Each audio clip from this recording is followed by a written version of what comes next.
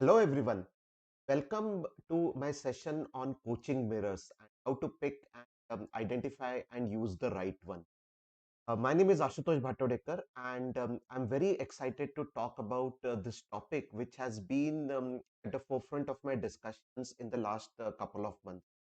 So this is a topic I have been researching a lot. This is a topic about which I have spoken with a lot of experts also, and what you see today, or rather what you're going to see now in next 20-25 minutes, is an outcome of that research, is an outcome of that discussion, is an outcome of those brainstorming conversations I have had with my colleagues and with my peers.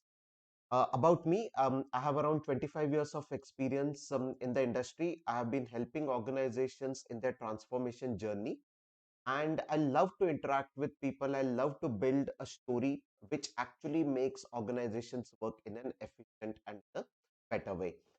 Yeah, you can always connect with me on LinkedIn. You can always connect with me on the social media sites, and I'll share those details with you as we move along this journey.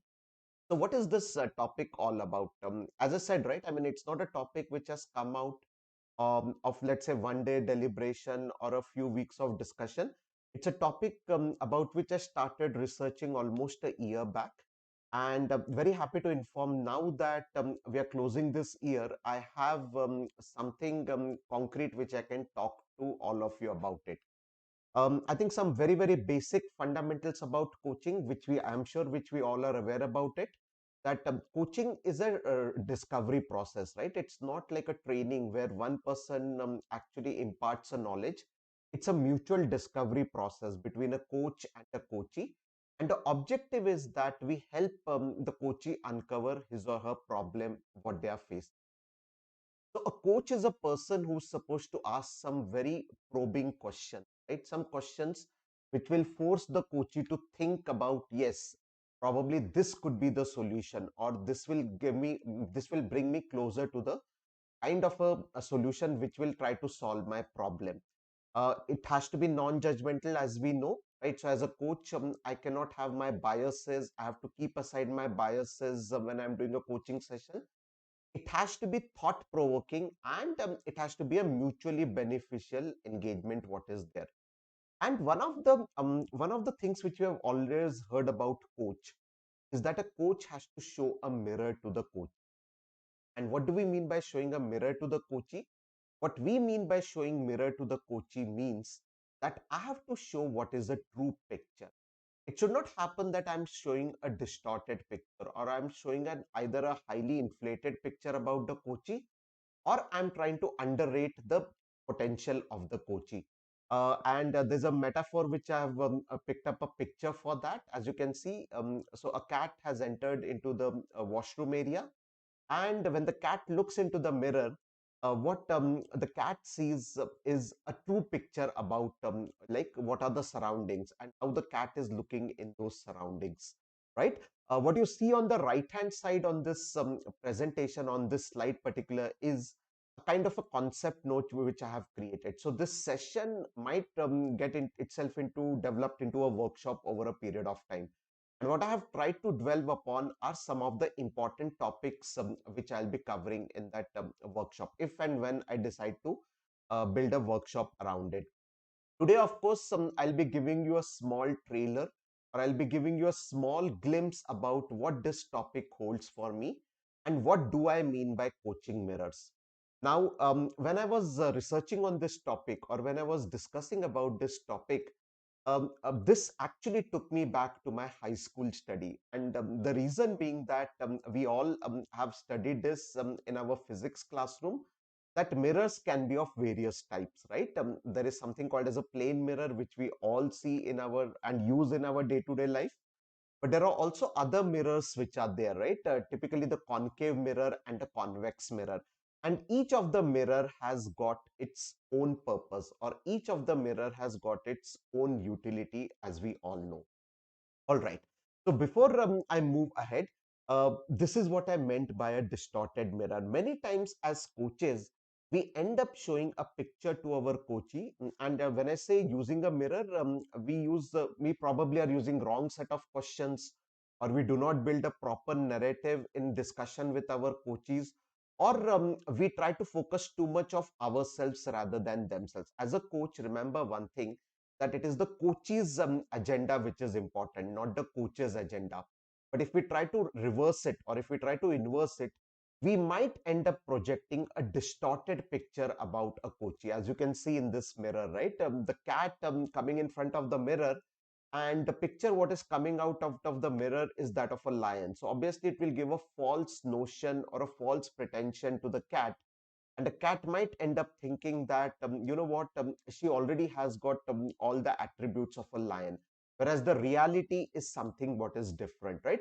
So as coaches, we should avoid falling into one of this trap, which is called as the distorted mirror trap, as I'm saying here. There's also another trap about which I will talk towards the end of this session. All right. So coming back to the physics part, as I mentioned earlier, we all know there are three types of mirrors which exist. The plane mirror, which we all use in our homes. Then there's a concave mirror, and then there is a convex mirror, what is there, right? And I will restrict my talk today to these three types of mirrors, and how these three types of mirrors can be contextualized in the coaching world where we all belong to. So what is a plane mirror? As we all know, a plane mirror is the most simplest form of a mirror found. It is there at multiple places in our house. We might be carrying a small version of it also with us when we are traveling. So it's a mirror which will show you the true dimensions and the true size, right? So if I am wearing spectacles, the mirror is going to show me the exact size of the spectacle, right? If I'm carrying a pen with me, obviously, and if I put a pen in my pocket, the mirror is going to show exactly, of course, it will invert the images, but it will show that yes, there's a pocket, I'm carrying a small pen into it, right? Whatever is the color of the clothes I'm wearing, it is going to show me the true colors of the clothes which are there. So this is what a plane mirror does. And believe me, we do use plane mirrors in our coaching journey. And let me give examples. Where do we use plane mirrors in the coaching journey? Whenever we are starting any coaching engagement, the first thing I believe as coaches we all do, at least I do in my coaching engagement, is I try to understand the current as a state of the coachee, or the current as a state of the business transformation what I'm doing. So let us say I have been working with a client, I have been working with an organization where one of the things is that I have been hired is to improve the performance of the team, or improve the productivity, or improve the value delivery aspect of the team. Obviously, I'm not going to directly jump into bringing radical changes, right? I will have to first understand what is the current as is situation. And one of the best things we do in such a situation is we carry out an assessment. We identify, okay, what is the ground situation today? What is that photograph? Many times when you enter into an engagement, you find that you don't even know what is the current as a state. And one of the first tasks which has been cut out for the coach is to identify, where is my team today? What exactly are they doing? What are the things which are going on well? And which are the things which are not going on well? So we invariably either use an existing maturity assessment, or we design or craft a new one by which we gauge the current as is state. So if you're working as an agile coach, you all would be aware of about what are called as the agile maturity assessments. Let's forget the agile part for the time being. Any coaching engagement you take, you first try to get a pulse of the situation at the ground. What is the current as is state? Only from an as is state, I can then have a to be state projected, and then I can carve out a road or a path which I will bring my coachee from an as is state to a to be state.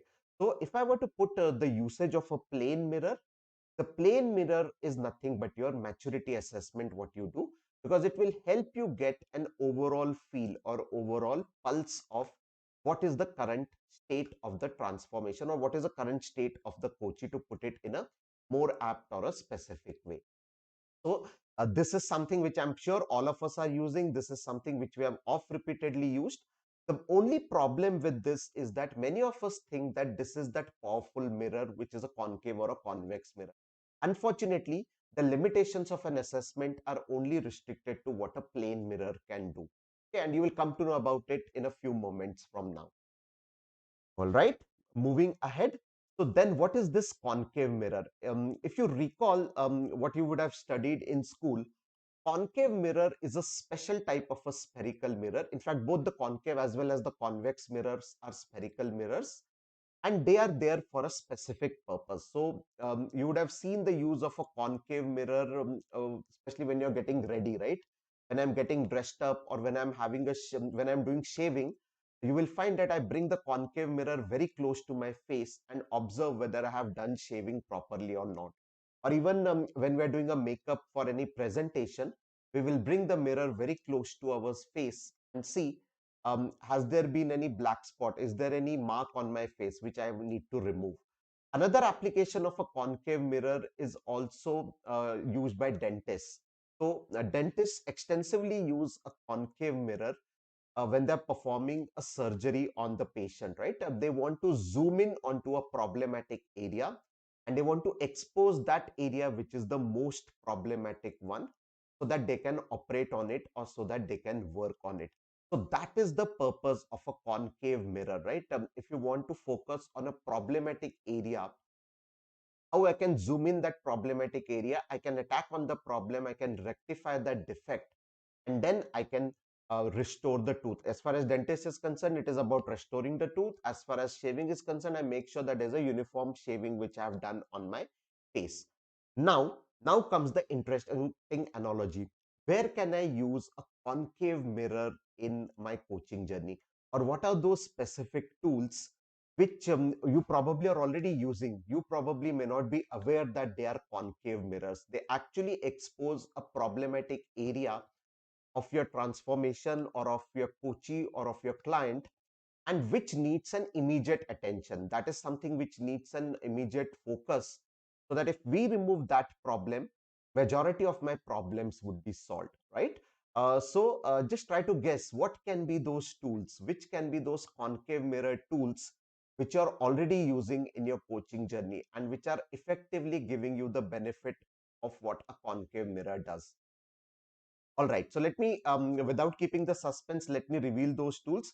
Some of the very powerful tools which we are already using include a fishbone diagram, a Pareto analysis, or the 5-why analysis.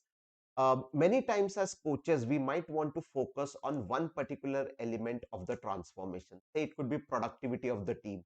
It could be the customer communication. We are not communicating the right message to our clients or to our customers. So we might want to have a high touch coaching session with the team on this. So such kind of sessions, focus area identification, focus area grouping, brainstorming, right? Fishbone diagramming, right? Trying to identify the root cause of a problem as to why a problem is coming out in the first place. Those could be some of the areas where this technique of using concave mirrors can help us.